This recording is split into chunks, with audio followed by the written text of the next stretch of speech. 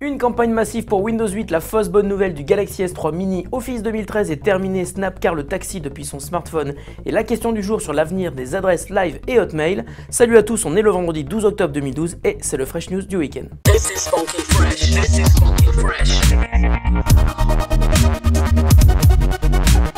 This is funky fresh. This is funky fresh.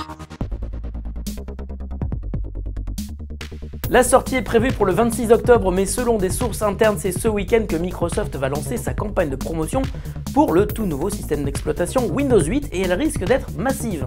Microsoft veut profiter du lancement des précommandes pour ordinateurs et tablettes équipés de Windows 8 qui démarre ce lundi. De nombreuses vidéos ont déjà fuité sur le web cette semaine et des spots de pub devraient donc envahir nos écrans de télé très rapidement. On y voit des fonctionnalités qui n'avaient jamais été dévoilées auparavant. Pour tous ceux qui possèdent déjà un ordinateur et qui voudraient passer à Windows 8 dès le 26 octobre, il vous en coûtera 29 € pour la version mise à jour en téléchargement et ce depuis n'importe quelle version de Windows à partir de XP. La version mise à jour en DVD sera elle vendue 59 € et tous ceux qui ont acheté un ordinateur équipé de Windows 7 depuis le 2 juin 2012 auront droit à la mise à jour vers Windows 8 pour 15 € seulement.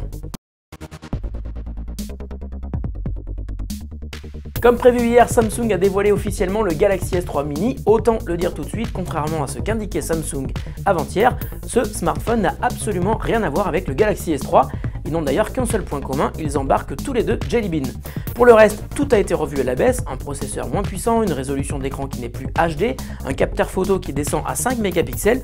On ne peut s'empêcher de penser que Samsung a voulu surfer sur le succès du S3 pour sortir un énième nouveau smartphone moyenne gamme qui en reprend le nom mais sans pour autant la qualité. Ce S3 Mini devrait rapidement passer inaperçu aux côtés de dizaines d'autres smartphones aux caractéristiques semblables. Microsoft vient d'annoncer la finalisation de Office 2013, la dernière version de sa suite bureautique est donc prête. Elle est dès aujourd'hui envoyée aux constructeurs qui la mettront à disposition de leurs clients dans environ un mois et demi.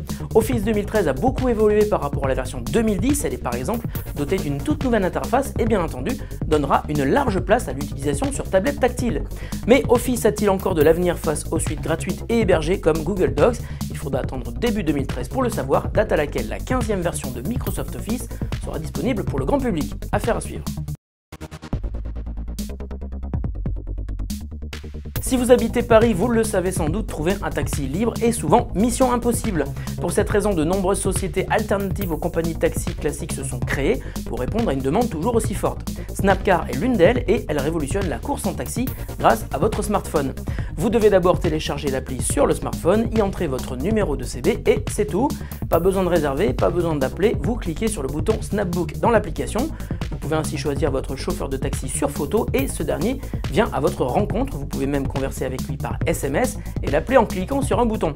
Dans le véhicule qui sera souvent une voiture haut de gamme, des magazines, de l'eau, un chauffeur aux petits soins qui vous demande même si la musique vous convient. Au final, un service de qualité et pourtant pour le même prix qu'une course classique. Snapcar marche à Paris et en petite couronne. L'appli est gratuite, elle est dispo sur iOS et Android et c'est notre appli coup de cœur du jour. La question du jour nous vient de Guettembrun qui nous demande, étant donné que Microsoft abandonne la marque Windows Live, que deviendront les adresses de messagerie Live et Hotmail?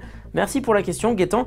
Il y a environ 15 millions d'utilisateurs d'adresses Hotmail et Live en France et Microsoft a déjà commencé à proposer la migration vers un nouveau nom de domaine, Outlook.com. D'ailleurs, si tu vas sur hotmail.fr ou live.fr, on te propose déjà de migrer. C'est gratuit évidemment. Tu conserves tes emails et tes contacts et même si ton adresse peut être modifiée en Outlook.com, ton adresse Live ou Hotmail marchera pendant encore de nombreuses années, Microsoft ne pouvant se permettre de supprimer un nom de domaine du jour au lendemain. Donc les noms sont abandonnés, mais les adresses email resteront effectives pendant encore très longtemps. Fresh News, c'est fini pour aujourd'hui, on se retrouve lundi, passez un bon week-end, salut à tous.